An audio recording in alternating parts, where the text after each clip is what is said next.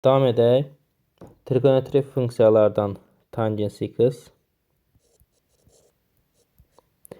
Deməli, birinci tangens x-in təyin oblastına diqqət yetirək. Tangensimiz bizim sinus alfa bölünsün kosinus alfadır. Bizim kosinus alfamız məxrəc olduğuna görə biz diqqət yetirməliyik ki, məxrəcimiz 0 olmasın.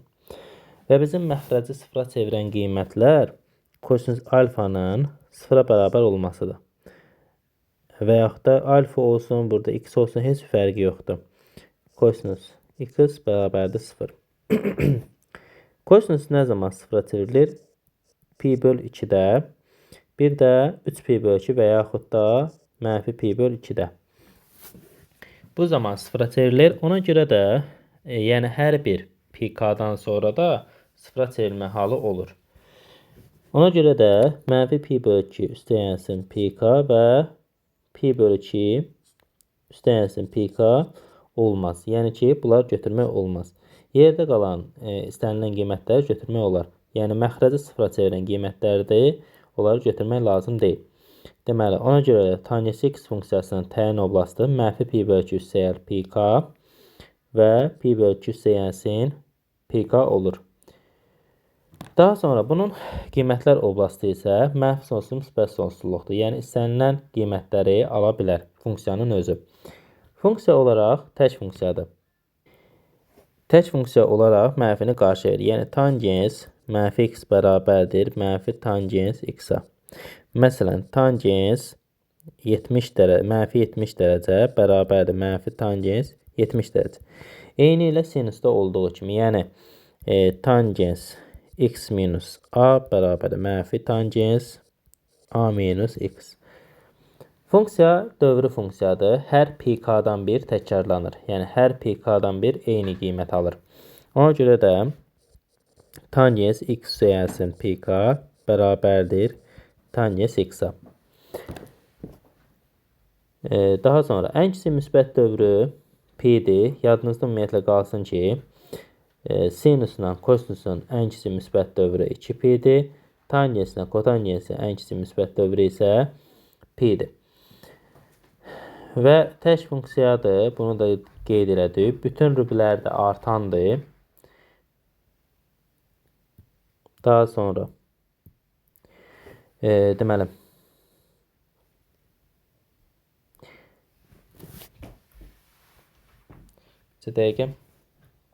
daha sonra bunun müsbət mənfiliyi araşdırılır. Tangens sinusun kosinusa nisbətidir. Burada müsbət olması üçün sinus da müsbət olmalıdır, kosinus da müsbət olmalıdır. Biz funksiyalar dərsində k bərabərdir, k yəni mütənasib əmsalı tangens alfaya deyirdi. Yəni o da y bölünsün x idi. Düz mütənasiblik asılıqda, düz mütənasib funksiyada. Və k-mız harda müsbət idi? 1, 3-də. Ona görə tangens 1, 3-də müsbət, 2, 4-də mənfidir. Niyə görə? Çünki biz bundan əvvəlki dərsdə qeyd elədik ki, sinus birinci rübdə müsbətdir. Birinci rübdə hansılar müsbətdir? Sinus müsbətdir, kosinus müsbətdir. Bir də nə zaman müsbət ala bilərik? Hər ikisi mənfi olarsa, yəni ki, mənfi mənfiyə böləndə müsbət alınır. O da hansı rübdədir? Üçüncü rübdədə hər ikisi mənfidir. Ona görə 1 üstə tangens müsbət olur. 2, 4-də isə nə olur? Mənfi olur. Çünki işarələr müxtəlif olur. Sinus müsbət, kosinus mənfi, kosinus müsbət, sinus mənfi. Funksiyası isə deməli koordinat oxlarını çəkək.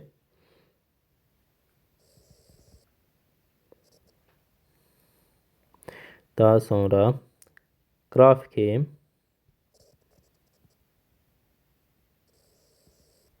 bu formada, amma ki biz qeyd elədik ki, hansı qiymətlər ala bilməz? Pi bölü 2 ilə, bunun da sol tərəfi nədir? Mənfi pi bölü 2. Mənfi pi bölü 2 ilə pi bölü 2-ni ala bilməz. Yəni ki, olaraq toxunmur. Bu qrafik, yəni sağında solunda eyni qrafik təkrarlanır. Və hər bir intervalı mənfi pi bölü 2 ilə pi bölü 2. Yəni mənfi 2-də 1 ilə 2-də 1 arasındakı məsafə nədir? 1-dir, yəni pi-dir. Ona görə də bunun dövrü pi-dir. Müsbətliyin dedik, bütün rüblərdə artandır. Yəni ki, bunun məsəl üçün sinusda, kosinusda rüblərə bölürdük, amma tangensdə bütün rüblərdə artandır. Yəni görürsüz, nədir? Yuxarıya doğru yönəlməkdədir. Yəni burada bu hissə azalma getmir, ancaq yuxarıya doğru, artmağa doğru gedir. Yəni sağa artan funksiya nədir? Sağa doğru irəlilədikcə, yəni x-in qiymətləri artdıqca y-in də qiymətləri artmalıdır. Daha sonra deməli bunun xassələrindən təyin oblastını dedik, qiymətlər oblastı. Təyin oblastını burada diqqət etirsək görərik ki, məsəl üçün hansı aralıqdadır? Mənfi pi bölü 2 ilə pi bölü 2. Təyin oblastı x-dan söhbət gedir, bu aralıqdadır. Amma qiymətlər oblastı bu istənilən qədər yuxarıya doğru gedə bilər. İstənilən qədər yuxarıya doğru gedə bilər. Ona görə də bunun YF-i nə olur? YF-i daxildir elə. Yəni mənfi sonsuzluq, müsbət sonsuzluq olacaq. Deməli, tangens haqqında demək olar ki, hər şey dedik. Daha sonra kotangens x funksiyası. Kotangens x funksiyası deməli tangensin tərsidir. Kosinus x böl sinus x-dir. Bu səfər sinus x 0 ola bilməz. Sinus x-in 0 olma şərti bir 0-da olur, bir də ki 180-da olur. 0-dan 180-da olur. Baxın, koordinat oxlarındakı rüblər nə idi? Rüblər deyirəm. Dərəcələr nə idi? 0, 90, 180, 270. 90-la deməli 270-də kosinus 0 olur. Sinus isə yerdə qalanlarda, yəni 0-dan 180-də olur. İndi 0-ın üstünə pk eləyir. Pk. 180-ımız radian olaraq nədir? Pi deməkdir. Pi üstə gəlsin pk. Yəni ki, bu aralıqda olmalıdır. Kotangensin təyin oblastı pk üstə gəl pk, pi üstə gəl pk. YF isə yenə də mənfi sonsuz müsbət sonsuzluq, yəni tangens kimidir. Tək funksiyadır. Yəni yenə mənfinin qarşıya verir. Tangens mənfi x bərabərdir mənfi tangens deyirəm, kotangens x-a. Kotangens mənfi x bərabərdir mənfi kotangens x-a. Dövrü də yenə p-dir. Ən kiçik müsbət dövrü p-dir. Ona görə də kotangens x üstə gəlsin pk bərabərdir kotangens x-a. Və qrafiki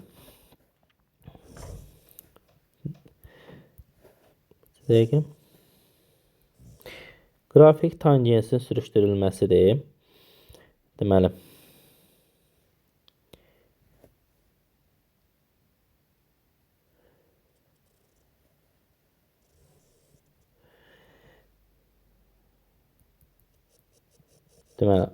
sıfırı almırdı, bir də pi-ni almırdı. Və bizim burada əyri çəkdim, səhv çəkdim. Bunu bir dəqiqə bu orta hissəsini götürüm.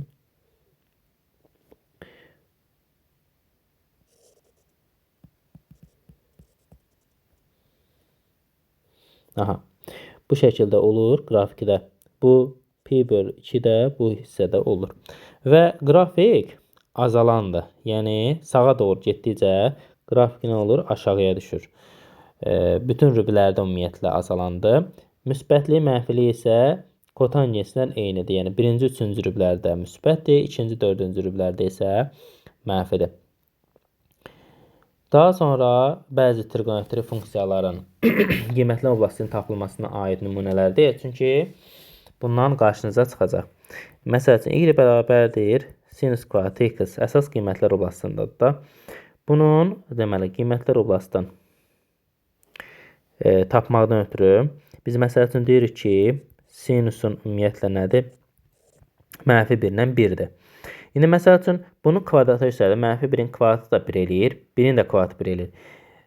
Kvadratın ümumiyyətlə x kvadratının ən kiçik qiyməti 0 olur. Sinus kvadratı x-da bir dəyişən kimi düşünsək, x kvadratı kimi düşünsək, onda onun ən kiçik qiyməti nədir? 0-dır. 0 da bu aralığa daxildir. Ona görə də bunun qiymətlər oblastı nə olacaq? 0, 1 qapalı intervalda olacaq.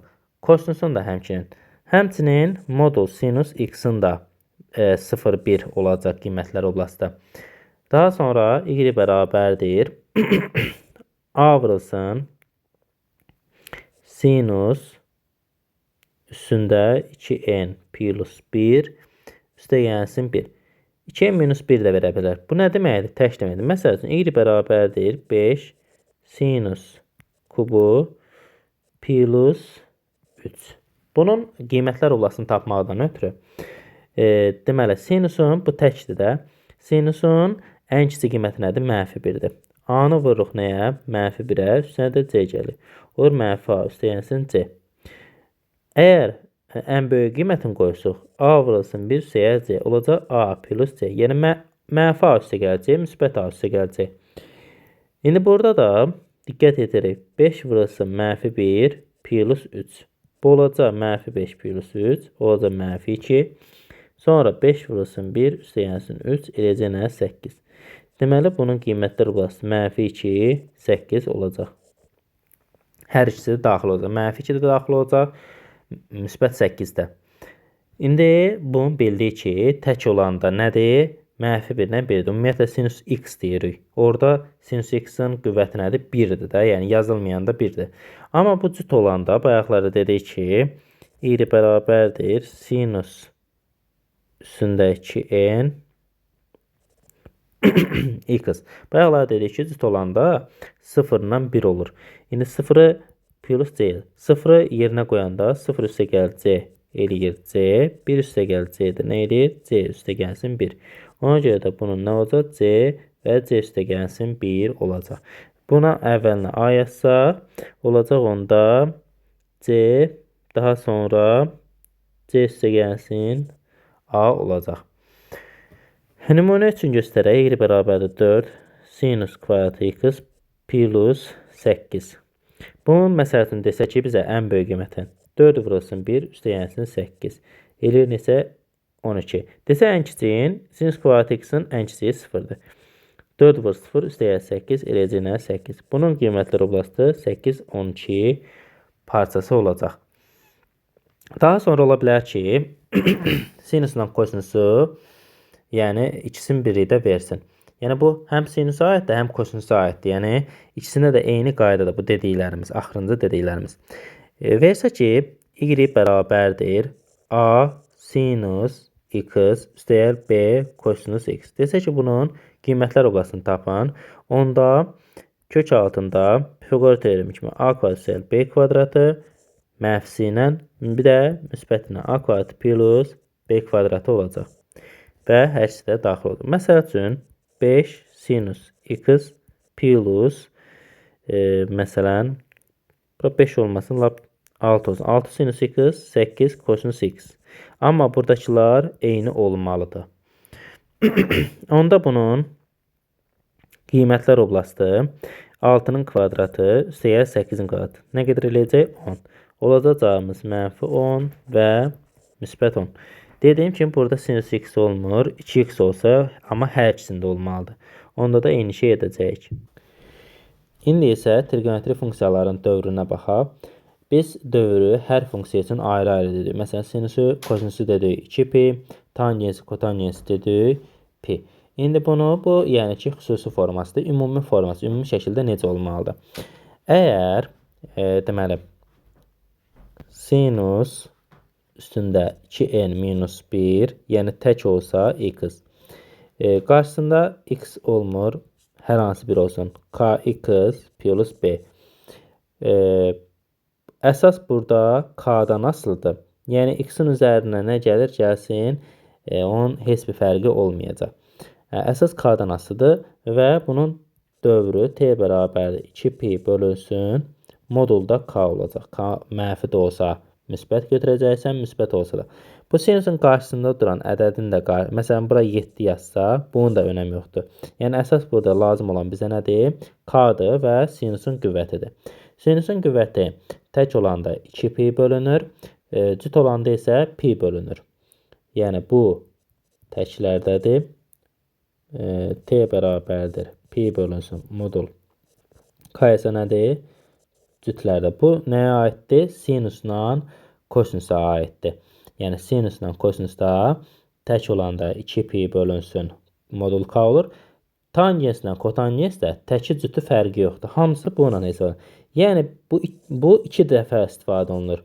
Sinusun təkində, kosinusun təkində. Başqa heç bir halda 2pi böl modul k olmur. Yerdə qalan sinusun cütü, kosinusun cütü, tangensin həm cütü, həm təki, kotangensin də həm cütü, həm təki pi böl modul k ilə hesablanır. Yəni bu sadəcə nə üçün istifadə olunur? Nümunə üçün göstərim. Sinus kubu x üçün, kosinus kubu x. Yəni sinusun, kosinusun tək qüvvətləri üçün istifadə olunur sadəcə. Məsəl üçün versə ki, y bərabərdir 4 sinus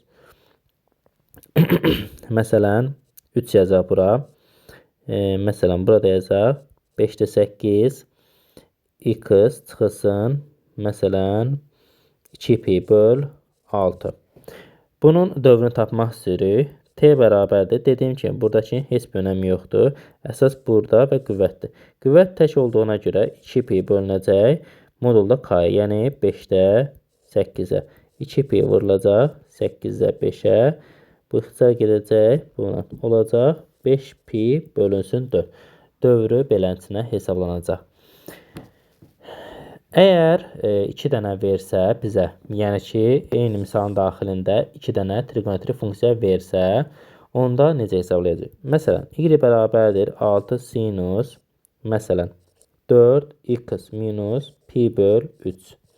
Üstə yensin, deməli, tangens kvadratı 2-də 1 x plus pi bölünsün 3. Bunu hesablamaqdan ötürü ayrı-ayrı hesablayırıq. Deməli, sinusdur, qüvvəti nədir? Yazılmayanda 1-dir, təkdir. Ona görə də 2 pi bölünəcək nəyə? Modulda k-ya, yəni 4-ə. Olacaq nə? Pi bölünsün 2. Daha sonra digərində də, tangensdə də dedik, fərq eləmir. Yəni, nə bölünməlidir? Pi bölünsün modul k, yəni 2-də 1. O da nə eləyir? 2 pi. Daha sonra əkub pi böl 2 ilə 2 pi-ni tapacaq. İstəsəz burada deməli 2-də 1-i çıxarsaq və yaxud da belə deyək, yuxarıların əkobunu tapırıq. Pi ilə 2 pi-nin əkobu nə eləyir? 2 pi. Daha sonra məxrəcdə nədir? Əbobunu tapırıq. 2 ilə 1-in əbobu nədir? 1 olur. 2 pi. Bu şəkildə həll edəcəyik. Və yaxud da belə eləmək olardı ki, orta məxrəcə gətirərdik. Pi böl 2 və 2-də 4 pi. Daha sonra 2-də 1-i çıxardardıq. Pi ilə 4 pi-nin əkobu nədir? 4 pi-dir. Bunu da vurandan sonra yenə nə olacaq? 2 pi olacaq. Bu da bu şəkildə. Yəni, eyni misalın içində 2 dənə trigonometrik funksiya versə, ayrı-ayrı da hesablanıb, ən axırda əkobunu tapacaq. Daha sonra çevirmə düsturlarını da izah edəyək. Çevirmə düsturları yəni bir çox yerdə istifadə olunur. Buna yəni ki, diqqətlə izləyin. Sinus, kosinus və tangens üçün nə zaman çevirmə düsturları tətbiq olunur, ondan istifadə edəcəyik. Deməli, çevirmə düsturlarında əsas 2 dənə şey təyin olunmalıdır. Funksiyanın adı dəyişəcək, dəyişməyəcək. Daha sonra funksiyanın işarəsi. Birinci, yəni ki, ad dəyişəndən sonraki işarə yox, əvvəlində. Məsəl üçün, nümunə əsasında göstərək. Məsələn, sinus pi böl 2 çıxılsın alfa. Birinci işarəsini təyin eləyin. Pi böl 2 çıxılsın alfa. Baxın, rübdə 90 dərəcədə bu. Pi böl 2 90 dərəcə. 90 dərəcədən müəyyən bir dərəcə çıxıram. Gəlir, hara düşür? Birinci rübə düşür də. Yəni ki, əgər 90 üzərinə gəlsəz, məsələn 10 dərəcə gəlsəz, gələcək hara düşəcək? İkinci rübə düşəcək. İndi bu birinci rübə düşür. Birinci rübdə sinusun işarəsi nədir? Müsbətdir. Bunu yazda da bilərsiniz, yazmaya da bilərsiniz. Adətən yəni yazılmır. Daha sonra keçirsiniz ad dəyişmə. Yəni birinci nə olmalıdır? İşarə təyin olunmalıdır. Daha sonra isə ad dəyişib dəyişmədi. Əgər pi böl 2-ni tək ədədə vurubsa, indi bu pi böl 2-ni olduğu kimi qalması üçün neçəyə vurmalıdır? 1-ə vurmalıdır da. Onda ad dəyişir. Yəni tək ədədə vurursa ad dəyişir. Olur kosinus, buradakını yazırsınız alfa. Başqa bir nümunə. Tangens 3 pi böl 2 plus alfa bərabərdir. İndi işarəni yenə təyin edirik. 3 pi böl 2 270'dir. Üstünə də, yəni buradadır. Üstünə də alfa gələm, gəlir düşür hara? 4-cü rübə. 4-cü rübdə işarəsi tangensin mənfidir. 1/3-də demişik də, müsbətdir. 4-cü rübdə mənfidir. Və mənfi işarəsini yazırıq. Mənfi işarəsini yazandan sonra tangensin adını dəyişib dəyişmədiyini yoxlayırıq. Pi bölü 2-ni nəyə vurub? 3-ə vurub. Olur nə? Ad dəyişir, eləyir kotangens alfa. Və yaxud da belə deyə bilərsiniz. 3 pi bölü 2 neçə deməkdir? 270. Ümumiyyətlə 90-ın deməli tək misli olanda ad dəyişir. 270 almadan ötürü 90-ı neçəyə vurmalısan? 3-ə vurmalısan. Tək ədədə vurdun da. Onda ad dəyişəcək. Yəni bu şəkildə də yadda saxlayırsınız. Məsəl üçün verilib bizə tangens 120 dərəcə. Bunu indi məsəl üçün 120 dərəcəni biz o verilən dərəcələrdə keçməmişik də.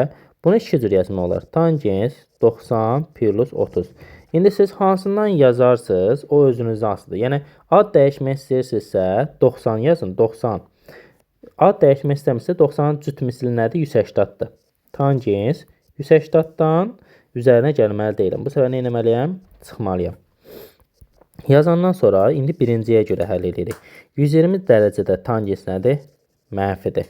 Mənfi ad dəyişəcək. Bax, buna görə, bu 90-a görə ad dəyişəcək olacaq nə? Kotangens nə? 30 dərəcə. Bu, yəni ki, bunun cavabı nə olur? Bu olacaq. İndi bunun cavabına baxaq. Diqqət etdirik. Yenə tangens 120 dərəcədə nədir? Mənfidir və ad dəyişməyəcək. Niyə? 90-ın 2 mislidir. Tangens 60 dərəcə. Biz də demişdik ki, dərsin lap əvvəllərində, yəni bundan əvvəlki dərsdə demişdik ki, deməli, bu mənfi kotangens 30 dərəcə ilə mənfi tangens 60 dərəcə bərabər olmalıdır da. Çünki eyni qiymətlər, eynilikdir bunlar. Mənfilər gedir. Tangens 30, tangens 60. Biz bunu demişdik də. Yəni əvvəlində tangens 30, tangens 60. 90 dərəcəyə bir-birini tamamlamalıdır. Daha sonra başqa nümunələr deyək. Məsəl üçün kosinus 150 dərəcə. Kosinus 150 dərəcə. Deməli 150 dərəcə necə yazmaq olar? Kosinus 180 dərəcə çıxılsın 30 dərəcə. Yenə deyirəm, özünüz öz məqsədinizdə əgər varsa ki, adı dəyişsin, onu 90-dan yazırsınız. İndi 90 üstünə gələcəksən, ya 90-dan çıxacaqsan, özündən asılıdır o. Yox, əgər ad dəyişmək istəmirsənsə, 180 üzərində aparmalısan onu. Deməli, 180 çıxılsın 30, daha sonra bu da bərabərdir. Digər tərəfdən adını dəyişmək istəyirəmsə, 90, neynəməliyəm? 150 almadan ötürü neynəməliyəm? 60 dərəcəyə gəlməliyəm. Yəni birdən deyək ki, niyə 30 çıxdı? 150 alasan deyə. Məqsəd o, bu dərəcəni almaqdır. İstəyərsən 180-dan 30 çıxarsan, istəyirsənsə də 90 üzərinə 60 gələrsən. İkisində də 150 deməkdir. İndi burada 90 kimisli olduğunu əvəzi işarə. Kosinus 150-də işarəsi nədir? Mənfidir. Ad dəyişəcəkmi? Cüt misli olduğuna görə dəyişmir. Nə olur? Kosinus 30 dərəcə. Sonra bunun cavabı. Bunun da indi cavabına gələndə mənfi oldu 150 dərəcəyə görə. 90 dərəcəyə də görə nə olacaq? Adı dəyişəcək. Sinus 60. Yenə kosinus 30 bərabər olur sinus 60 dərəcəyə. Başqa nümunələrə baxaq. Məsəl üçün verir ki, məsələn, sinus pi minus alfa və ya da pi plus alfa deyək. İndi baxırıq. Deməli, pi nədir? 180-dır. 90-ın 2 mislidir və yaxud da pi bölü 2-ni 2-yə vurmalısan ki, 2-lə ixtisar gedib pi qalsın. Yəni cüt ədədə vurmuşsan. Ən yaxşısı onu dərəcəyə çevirib baxmaq lazım ki, 90-ın cüt mislidir, yoxsa tək mislidir. Yəni pi-nin özü 180 dərəcədir və biz deyirik ki, 180 dərəcə 90 neçə mislidir? 2 mislidir, yəni cüt mislidir. Əvvəlcə işarəni təyin edirik. Deməli, pi üstəgəl alfa, pi 180-dır. Üstünə bir dərəcə gəlirəm. Məsələn, 10 dərəcə gələ bilərsiniz. 180 son gələndə nə eləyir? 190. Hansı rübə düşür? 3-cü rübə. 3-cü rübədə sinusun işarəsi nədir? Mənfi. İşarəni qoyandan sonra nəyə təyin edirik? Ad dəyişib dəyişmədiyin. Dedik ki, 180 dərəcədir. İndi burada 90 cüt mislidir. Ad dəyişməyəcək olacaq nə? Sinus üzərinə nə gəlib? Sinus alfa. Bu da bu şəkildə.